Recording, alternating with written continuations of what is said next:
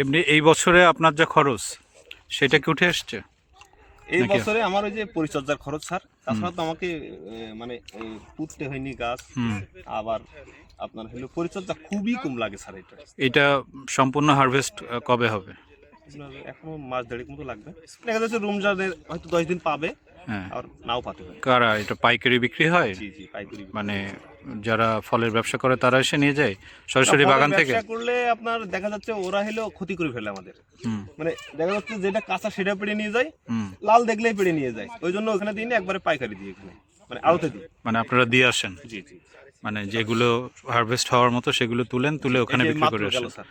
হ্যাঁ, তো সেখানে বাজার কেমন? ওইখানে আপনার আজকে বিক্রি করছে 80, 85, 70, 75, মানে বিভিন্ন ক্যাটাগরি। আপনাদের কাছ থেকে বিক্রি হচ্ছে এটা খুচরা বিক্রি হচ্ছে কেমন? খুচরা দেখা যাচ্ছে আপনার 140, 150 টাকা, ভালো মন্দ আছে। আচ্ছা, এমনি আপনারা কাদের কাছে বিক্রি করেন? চুয়াডাঙ্গাতে? আমরা ওই যে আড়তে বিক্রি করি, পাইকারি। চুয়াডাঙ্গাতে? জি জি, আড়ত আছে ওই যে ফলের একটা ভিন্ন একটা বাজার আছে, ওইখানে দিতে হয় সব। ওইখানেই। এখানে বালাইনাশক কি ইউজ করছেন? আমরা বালাইনাশক আপনার ওই যে কীটনাশক, বালাইনাশকের যে জৈব বালাইনাশক আছে আমার ওইখানে, ম্যাট্রিজিন নাম, 1cc, ওইটা ব্যবহার করছি। আর ক্রপ মাস্টার বলে আমাদের ওই টাইকোডার্মা আছে না, ওই টাইকোডার্মা ব্যবহার করছি গুঁড়ায়, আর জৈব সার।